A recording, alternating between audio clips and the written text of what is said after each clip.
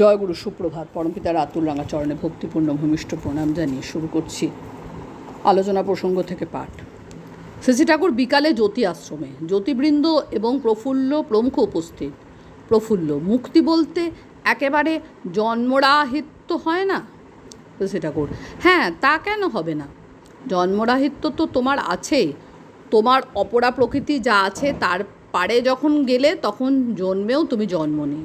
গীতায় শ্রীকৃষ্ণ বলেছেন, প্রকৃতি ও জন্ম মৃত্যুর অধীন ভূতগণকে আমি বারবার সৃষ্টি করি, কিন্তু আমি অনাসক্ত উদাসীনের মতো থাকি বলে সেই সব কর্ম আমাকে আবদ্ধ করতে পারে না।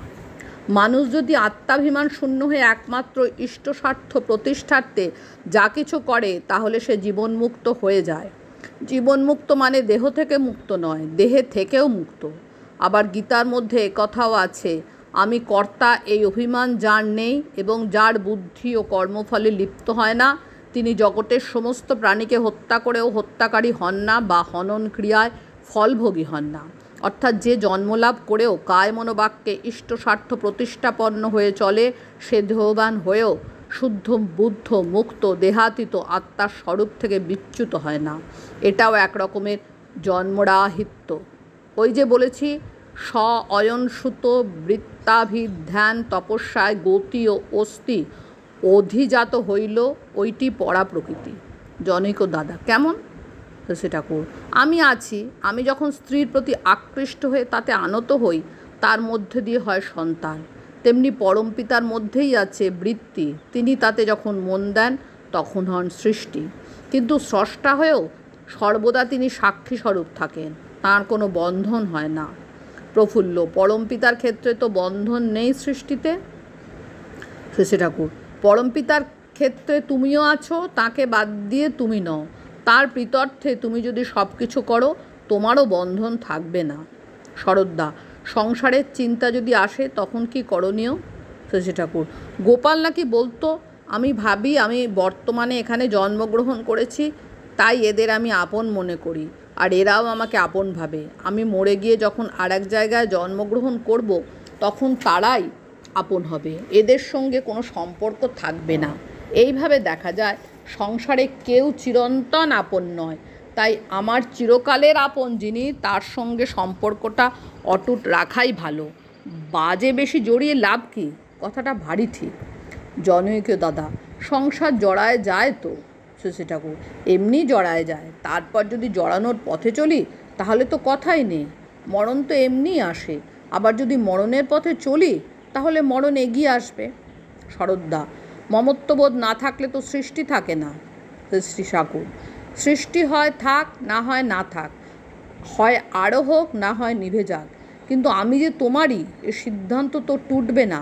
সৃষ্টি থাকবে কি থাকবে না সে তোমার ইচ্ছা। দাই উইল বি ডান, তোমার ইচ্ছা পূর্ণ হোক। শরদ্দা: তাহলে শিক্ষা, সমাজ, রাষ্ট্র, অর্থনীতি, বিজ্ঞান, কৃষি, শিল্প, বিবাহ, প্রজনন ইত্যাদি সম্বন্ধে এত বলা হয় কেন? শ্রী ঠাকুর: সবটার মধ্যে আমার ওই এক সুতো আছে, তাকে চাই, তার জন্যই আমার যা কিছু। জালের দড়ি ঠিক আছে, টানলেই সব গুটি এক জায়গাতেই আসে। এখন যদি ওই সব চিন্তা করতে যাই, সৃষ্টির কী হবে, কে বাঁচবে, কে মরবে, এক কথায় যা জানি না বুঝি না তাই নিয়ে অযথা টানা হ্যাচড়া করি, তাহলে আমাদের আসল জীবন অর্থাৎ ইষ্টমুখী জীবন ক্ষতিগ্রস্ত হবে। আসল জীবন যাতে ঠিক থাকে এবং দীর্ঘদিন পরিপুষ্ট হয় তাই করাই তো ভালো। আপনার ফ্যামিলি বলতে তো বিশ্ব দুনিয়া, তাই বলে বসুধৈব কুটুম্বকম। জ্যোতি মানুষ 10 জনের কাছ থেকে ভিক্ষা সংগ্রহ করে খাবেন, সেও ভাগ করে সবাই মিলে খাবেন।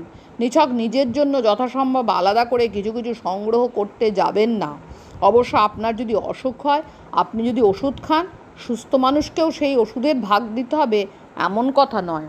একটা বরবটি কিনে আনলেন, 5 জনকে একদানা ভাগ করে দিয়ে সবাই মিলে খেলেন, তাতে আত্মপ্রসাদ আছে, বিস্তার আছে। আপনার নিজের মতো মনে করে যদি অপরকে দেন, আপনার গণ্ডিটাও বেড়ে যাবে। জ্যোতিদের দোকানে খাওয়ার কথা বারণ করেছি, এর মধ্যে সদাচারের দিকও আছে, আবার একাকী সেলফিশ এনজয়মেন্টকেও কিছুটা চেকড হয়। অনেকে আছে পয়সা পেলেই মিষ্টির দোকানে একাকী গিয়ে কিছু খেয়ে নেয়। কালিদা: গণ্ডি বাড়িয়ে কি হবে, আমি আর তিনি তো। শশী ঠাকুর: আমিও তিনি, এই তো কথা, কিন্তু সব আমিই তো তিনি।